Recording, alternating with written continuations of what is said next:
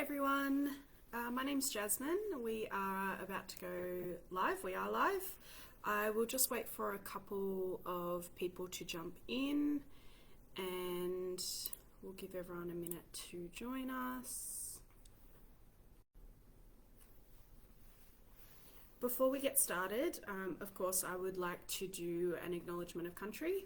I'd like to acknowledge the Wurundjeri people, the traditional the traditional owners of the lands that I am coming from today. I pay my respects to elders past and present, and acknowledge that sovereignty was never ceded, and this always was and always will be Aboriginal land. So this is our monthly Facebook Live, Fostering 101. So just a bit of background for anyone who hasn't joined us before. Fostering Connections is the statewide recruitment service for people who are wanting more information about becoming foster carers and hoping to answer any questions that you might have about foster care today. So my name is Jasmine. As I said, I've worked in foster care recruitment for the past 3 years. I've worked for agencies in the past, and now at Fostering Connections I work through our inquiry line to answer anybody's questions and to help you decide if foster care is right for you. So if you do have any questions today, please feel free to pop them in the chat and we will respond to those as they come up. But because it's Cultural Diversity Week this week, we're focusing on some of the myths around fostering as a multicultural or multi-faith person, and also caring for children from diverse backgrounds. But before we jump in to the cultural diversity lens, let's start with some of the basics. So what is foster care? Foster care is the temporary care of children and young people by members of the community. They're people who have been trained and accredited as suitable and safe foster carers, and they work with the support of agencies within Victoria. So all of the information that I give you today is relevant to the Victorian context. So if you're streaming in from somewhere else, the rules might be slightly different, but overall the general information will still apply. So in most cases, when a child or young person first comes into foster care, the aims are to support the parents to have their child or young person returned to them as soon as it's safe for them to do so. So foster carers play a key role in supporting that return to family and helping the children in that transition as well. So there is approximately 11,000 Victorian children and young people in out-of-home care each year. So that includes residential care, kinship care, as well as foster care as well. So around 1,600 children are in foster care at any given time in Victoria. Foster care can be for a few days, it can be sometimes longer, and sometimes it can be up to a couple of years. So we'll talk about those different care types a little bit later on. Foster carers offer stability and support for children who need it most. And as I said earlier, the aim of foster care is to support those children to return home if it's safe for them to do so. Around 3,000 children in out-of-home care were reunified with their families in 2019, so that's a really good sign. So who are the children that come into foster care? They are children who have most likely experienced challenges, but they're just like other children. It's really important that foster carers approach foster care with a willingness to understand their needs, which may be different to children that they've cared for in the past. And your role as a foster carer is to show the children and young people that are coming into your care support, boundaries, safety, and help to guide them through different stages and challenges that they might be experiencing. So the biggest thing we need from foster carers is consistency and persistence. So you need to be willing to sort of try out new things and to also stick it out throughout the term of that placement. You can find out more information about foster caring through our website, of course, or by giving us a call on the number behind me. So the number is 1800 013 088. So who can become a foster carer? Who's eligible? Most people in Victoria are eligible, so the basics that you need are a spare bedroom, you need to be over the age of 21, and you need to go through the same checks and accreditation process to make sure that you're suitable.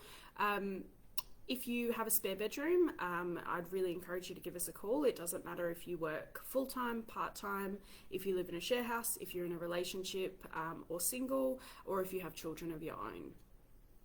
As I mentioned at the start of this live stream, people from multicultural and multi-faith backgrounds are really encouraged to apply to become foster carers. That is not a barrier to becoming a foster carer in Victoria. I will talk about some of the different requirements in a moment, but for the most part, people from all backgrounds are able to apply to become foster carers. We always try to match children and young people with the families that are putting their hands up as closely as possible. So that includes matching on things like that, like their cultural background or faith background as well. In Victoria, we have the highest multicultural growth rate in all of Australia. We also have one of the most culturally diverse societies in all of Australia as well. So in Victoria, we know that almost 30% of people were born overseas, and almost 50% of Victorians were either born overseas or have a parent who was born overseas. Around 26% of people speak a language other than English in the home, and around 59% of Victorians follow some kind of faith. So knowing that, it's really important to consider the needs of children coming into care, because they do reflect our broader Victorian society. So we want to make sure that we've got the most suitable cultural and faith matches for our children coming into care as well.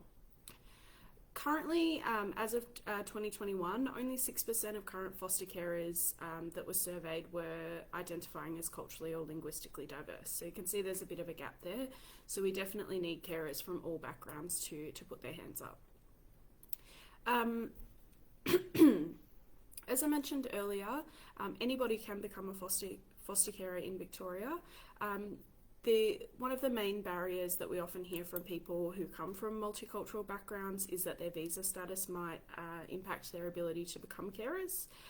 Anybody, as I said, can become a foster carer, but there just might be some restrictions placed on the type of care that you can do if you're not on a permanent visa in Australia. So what they might say is, you can sign up to do respite care or emergency care for those shorter stint times, and then look at long-term placements only if it's in the best interest of that child. So if you're planning to stay in Australia for a long time and you're a good cultural fit for the child in your care, then they absolutely would consider that to provide longer-term child for a particular child. The other barrier can be language proficiency. So you do need to have a certain level of English to be able to complete the training and accreditation process. But of course, the agencies that work with foster carers are willing to support people to go through that process as well. We hope that all children in care are supported to maintain a connection to their culture, their religion and their language, because we know that helps to foster that sense of belonging and to help build a really strong identity for those children. So we want to make sure that wherever possible, children are matched to the most appropriate and suitable foster carers. So where that's not possible to exactly match children with their cultural, with carers from the same cultural background, we do need carers that are able to understand culture and to create a culturally safe environment for children in care. We've published a really great blog this week on our website by some amazing Victorian foster carers, Gulan and Yuxel. So we'll place a link in the chat if you'd like to read that about the experience of people from a multicultural background applying to become foster carers and eventually becoming registered. So people are often a bit nervous about whether they will be able to create a culturally safe environment, particularly if you come from an Anglo-Australian background. You may not be familiar with the different cultural backgrounds of the children coming into care, and in that instance, I always say keep it simple. So the best ways to support children and young people from diverse cultural backgrounds in your care is to be welcoming, approachable and open-minded to learning new traditions and practices. So for some families that might include things like celebrating holidays that you haven't celebrated before, asking lots of questions, maybe trying different foods. It's all about just being open and approachable about having those cultural conversations with kids in care. Taking time to educate yourself about the history and the culture of the children that come into your care is incredibly important, and your agency will support you to do this as well through things like the child's cultural plan if they do come from a diverse background. We also encourage carers to connect with multicultural communities and events in their areas. So if you're caring for a child from a specific background and there's a cultural group nearby that's running events or has activities that that child could participate in, then that's another way that we would really encourage carers to promote that culturally safe environment. Creating space to have open conversations with the child or young person in your care about what it is that they need or what they would like to share with you about their experiences. That's true of all children, regardless of their cultural background, but it's especially true for children that are coming into your home and maybe experiencing culture shock and being a bit overwhelmed by their new environment. So finding diverse ways to connect with culture as well is really important, and we always say to try to tailor that to the child's needs. So for example, promoting positive role models within that child's community. So if they're really interested in footy or art or other activities, it's about finding role models from their community that can make them feel that strong sense of identity. So that's what we want from our foster carers. So it can sound really overwhelming to think about all of the things that you might need to do for a child in your care, but as I said earlier, your agency is there to support you to find the activities that you need to do, to work on strategies to promote that cultural inclusion or cultural safety in the home, and your agency is always there in helping you with that process, so you're not doing this all on your own. Does anybody have any questions so far about foster care or caring for children from diverse backgrounds? There's nothing coming through yet, so I might focus on the process to becoming a registered foster carer in Victoria. Excuse me. So the process is relatively the same regardless of which agency you go through in Victoria. So the team at Fostering Connections, so that's usually me that you'll speak to on the inquiry line if you call up to ask any questions or get more information. We can help to answer any questions that you might have relating to your personal circumstances. We will then refer you to an agency in your area. So all children in Victoria are cared for by local agencies in their communities, and that's what we know is the best model. So you'll go through that process of accreditation with your agency, and what that involves is a series of background checks and health checks, so the basics really on that one. You'll do some supported training, so that training looks at all of the aspects of a placement that might come into your home, some of the system and legal requirements around foster care, so making sure that you understand what is allowed and what isn't allowed. It talks to you about welcoming a child into your home, some of the common daily experiences of foster carers and children in care, right through to what it's like to say goodbye at the end of a placement, because that can be tough and that can be a barrier for some people in considering foster caring as well. So the training also covers those responsibilities and challenges of being a foster carer. We don't want you to sign up to this and not know what you're coming into, so you will get a really good picture through that training about what's involved and what's expected of you. And once all of that training is completed, then you'll start that assessment process. So you'll have an assessor that will come out to your home, have some conversations with you about your preparedness and how ready you are to take on this challenge, as well as any areas that might need to be explored in a bit more depth to keep yourself and the children in your care safe as well. That assessment process will talk to your own children as well if you have them living in the home, just to make sure everybody in the home is supportive of the process and understands what it is that you're signing up for. If you're successful through that assessment process, then you'll be registered as a foster carer in Victoria, and that's when they'll start giving you a call and talking to you about some of the children that need care in your area. Agencies, as I mentioned, provide a lot of support throughout that training and accreditation process, as well as afterwards. So after you've become accredited and there's a child in your care, you'll have a case manager that you can approach about things that you might need, extra supports, strategies, even sometimes just a debrief. So you've always got someone there at that agency that's looking out for your best interests and the best interests of the child as well. You also become a member of the Foster Care Association of Victoria, and they provide lots of different training and support opportunities. So again, you're not doing this on your own, and there's lots of opportunities for you to learn new skills if you need them. Excuse me. People often ask me how often do placements last, and the short answer to that is it's really up to you. So you get a say in the type of care that you'd like to sign up for, and broadly speaking we categorise those into 4 different care types. So we start with short and long-term care, which is what people often think about when they think of fostering, and that's when a child will come and stay with you. They might go to school during the week and they participate in all of the usual activities that normal children do. So short-term care is usually up to 6 months, and those are children where we're really strongly working towards that reunification with their family. Sometimes it does extend a bit longer, and that transitions into that long-term care that I mentioned. You can also sign up for respite care, which is usually 1 weekend a month, where you're providing a bit of a break for the child in care, but also for their carers on an ongoing basis. So we really want carers to have that relationship with their child when they're providing respite, similar to an auntie or an uncle, or going and staying at grandma and grandpa's for the weekend. The last type of care is emergency care, so that's care where you might have less notice. These are children that need somewhere to go today, and so you can sign up for the length of time that you're able to commit to. So that might be a couple of nights or a couple of weeks, or we'll see how it goes as things sort of unfold. So you have a lot of say in the length of time that a placement will last, and you also have a lot of say in the types of children that you care for as well. So you can specify ages between 0 and 18.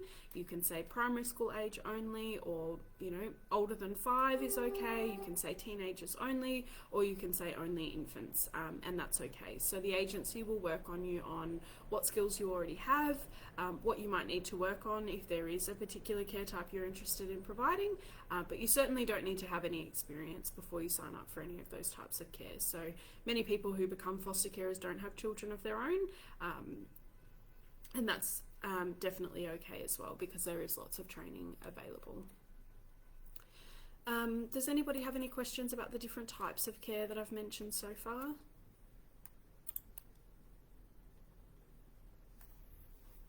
That's okay. So I mentioned that placement matching process as well. So it's not just based on your preferences for the types of children, but also your household type. So people often ask, I'd love to become a foster carer, but I work full-time, so how would that look? Or people say, I'm not in a relationship, or we have our own children in the home. So we look at all of those things, or agencies look at all of those things before they make a placement, because some household structures are going to be more suitable for some placements than others. So you can absolutely become a foster carer if you work full-time or part-time. Some children do need a full-time stay-at-home carer. So babies or children under 5 might need a bit more one-on-one caring. And so in those instances, if you are signing up for a type of care that maybe doesn't fit with the lifestyle that you're living, they will talk to you about what that might look like. And again, there are lots of supports available to help with things like fitting in foster care around your work arrangements. If your circumstances change, your work commitments or your family structure changes, you can always change that type of care as well. You're certainly not locked into something, forever. You certainly don't need to be in a relationship, as I mentioned. So carers can come from all sexuality, gender, and gender identities. We need carers from diverse backgrounds to support children and young people in out-of-home care. And again, that comes back to that cultural diversity as well. We need a diverse carer pool to match with the types of children that are coming into care, which do reflect our community in Victoria. Again, you don't need parenting experience. Some people are a bit nervous about caring for the first time when they don't have children of their own. That's okay, because the strategies and the approaches that we use for children that are coming from traumatic experiences, or who might not have had the same attachment as children who are your own, we need to respond to them in a different way. So that's covered in the training, and your assessors will look at that with you to make sure that you understand what skills you need, things you might need to do differently to how you've parented your own children, or looking at your strengths and your skill set as well. So you certainly don't need to have parenting experience. In saying that though, if you're an older person and your own children have moved out of home or are not living close by, you can also become a foster carer if you've raised your children and they've moved out of home. So all different types of people can become foster carers. Sometimes people are nervous if they've got their own children living in the home with them. You know, how is this going to affect them? And making sure that they've got the time and the space to be able to provide for a child with additional needs to what they're already doing. So many children and young people in foster care benefit from having other children around. It helps them to learn, it helps give socializing skills. It also helps them to learn to play well with others and to communicate their needs and things like that. And so as children and young people begin to build those relationships with your own children, we find that that can be really beneficial for their healing as well. Your agency, as I said, will speak to you a lot about what will work best for you and how you can make this fit within your family as well. And they don't want to disadvantage your family in any way. So if it's not the right fit for your family or your children, they will take a close look at that as well. People often ask about the challenges that children in care have faced. So as I mentioned earlier, they are just like other children, so it is really critical that you approach foster care with that same open heart and willingness to try to understand the needs of the children in your care. And your role as a foster carer is to show those boundaries and support and safety and to guide them through those different stages.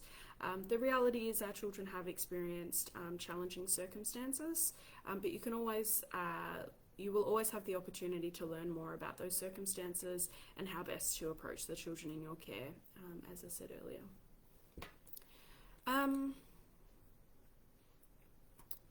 We've just had a comment come through from Dorinda. Definitely, Dorinda, you're very welcome to give us a call on the phone number behind me. So that's 1-800-013-088, and we can have a chat about your circumstances, and I can answer any questions that you might have as well. If you do have any questions that I can answer today, please feel free to pop them in the chat and I can answer them now for you. People often ask me what sort of information will I get about a child. So it's not a case of you've signed up to become a foster carer and so you must, accept any placements that are coming through. That's absolutely not it. You can always ask for more information about a child coming into your care. So you can ask about things like medical needs, their routine, any behavioural needs, their placement history. So if they've been in care before, you can always ask about that. And you can always ask for the reason for the current placement as well to give you a bit of information on what the child might have been through. You will always be told about the child's family details, as much information as they can provide you. Family contact arrangements, so making sure that you understand how much contact they'll have with their family, as well as how to best support them culturally. So all culturally diverse children in Victoria, including First Nations children, will have a cultural plan to make sure that we're keeping them safe. Jessie, you've asked, would pets or vaccination status matter? Absolutely not. Many of our foster carers in Victoria have pets in the home, and as you can imagine, it can be quite therapeutic for children to have pets around, to have pets in the home. What is required of foster carers is that there needs to be a space in your home where you could separate the animals from the children if possible, or if required. So what that usually looks like is a laundry or putting them outside if required. And the reason for that is we don't always know what might trigger children and what experiences they've had in the past. So as I said, it can usually be beneficial to have pets in the home, but on the off chance that it's not, the only requirement is that you're able to separate them if needed. Your second question about vaccination status, there's currently no requirements in Victoria for foster carers to be vaccinated. So no, anybody can apply to become a foster carer with regardless of vaccination status. The only time when that might become a discussion or a conversation that needs to be had is if the parents of those children are not comfortable with that. So that again is just a conversation to have with the agency, and if you'd like more information about vaccination status, your vaccination status, or anything else to do with your home environment, you can always call us on 1-800-013-088. Doesn't look like there's any more questions in the chat just yet, but please feel free to send through any others as you have them. Another frequently asked question we often get is, can you choose the age of the child or young person placed with you? As I mentioned, you have a choice on the ages of children coming into your care and also the gender, so you can make sure that it's going to fit with your household structure already. If you're signing up for a type of care that your agency thinks that you might have a skill set for a different area, then they might suggest that, but that decision is always ultimately up to you. If you've got children of your own in the home, many children prefer to care for children the same age as their own children. Some choose to go for children that are younger than their youngest child, which means that they've got a bit of experience in caring for younger children, they know what to expect. But it can also help for your youngest children to feel like they've still got a bit of a say in that process as well. So always easier to manage a little sibling than a bigger sibling. Or somebody living in the home, so that's something to consider as well. Some people have a preference for working with teenagers or older children, and some people prefer younger children, and that's okay as well. Your agency will always want to match you with a child who is the best fit for your family, but it is worth noting that the more specific you are about the type of care you want to provide, the longer it might take to find an appropriate match. So if your age range is really narrow, then there might not be as big of a need for foster care for that specific age range, so it might take a little bit longer to get your first placement. I mentioned earlier that you can ask lots of questions before you take on a placement, so you can always ask for more information. And you can always say no to a placement as well. And sometimes people feel a bit uncomfortable about this because you've signed up to volunteer. It can feel a bit uncomfortable to say no. But it's just really important that you're open and honest with your agency about when you can and cannot support a child coming into your home. You can take breaks at any time, and sometimes when you find out the information about the child, you might think that it's not going to fit with your family. So we all have different things going on in our lives at different times. So children starting high school or VCE, or changing if our carers are changing jobs or going through difficult life circumstances at the time, you can always say no, or you can put a pause on receiving those phone calls for new placements as well. It's also often really common for people to take a break after a longer placement, just to take that time to grieve the end of the placement as well. So you can always specify when you're available and when you're not. And the same goes for if you've got a holiday planned or you've got things coming up where you won't be available to take on a placement. That is absolutely okay as well. So the key is just being open and honest with your agency about what it is you can and can't provide, and being open to having those conversations as they come up.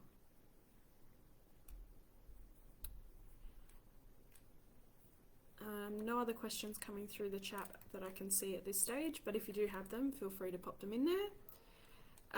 People often ask about contact with family, and as we've spoken about that connection to culture already, it's really important that children stay connected to their families, their communities, and their culture that they come from as well.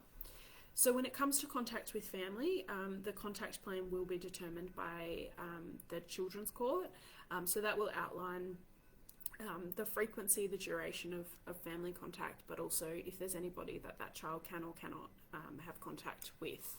So the child or young person's safety is always the priority, and each situation is assessed individually. So you might have several placements and all of them will have different contact arrangements with their family. Most children in foster care do enjoy seeing their families, and family contact is a really important way to keep them in touch with, as I mentioned, that culture and the community that they come from. And they get a lot of benefit out of seeing a positive relationship between their parents and their foster carers as well. So people can often find that daunting, having to figure out how to navigate that relationship with parents. And oftentimes that won't be your role as a foster carer. Your job is to make it a positive experience for foster carers. Make it a positive experience, speak positively about the children's families when they're coming into your care, and also supporting that contact. So if it's things like packing snacks for them to eat while they're at family contact, maybe sending photographs or drawings that the child has done, and making that as positive as an experience as possible.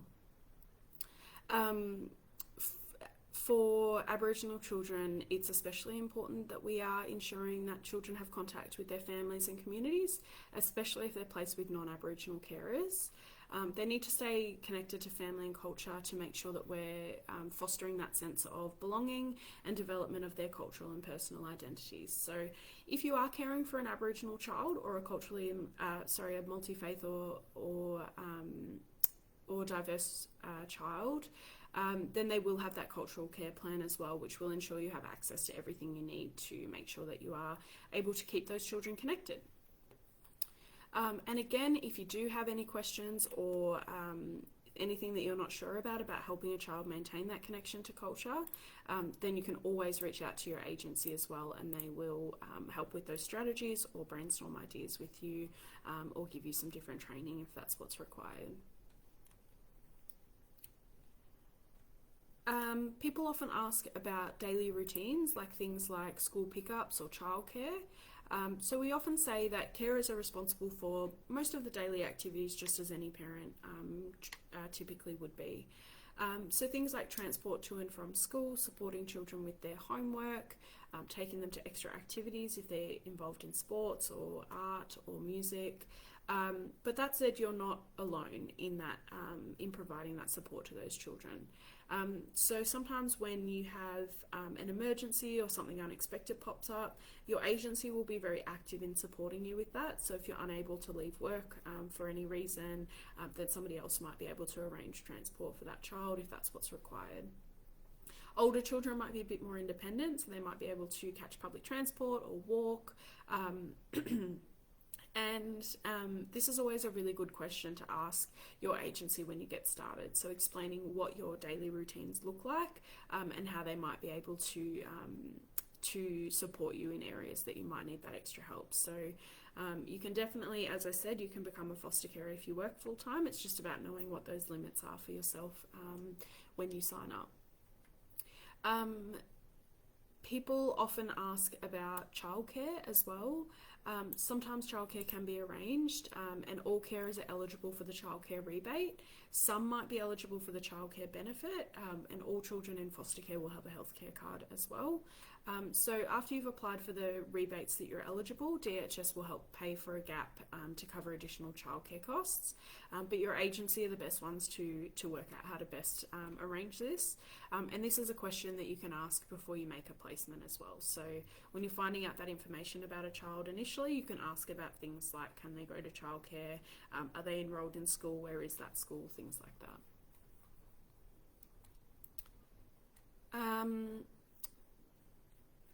People often ask about if they're able to provide care if you have a disability.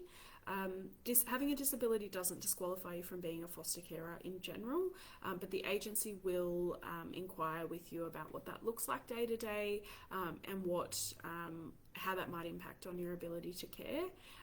It's recommended that you're really honest and transparent with your agency, because we want to make sure that you're able to provide what you're signing up for and you've got that capacity. But in general, disabilities do not exclude you from becoming a foster carer. Does anybody have any other questions for the chat?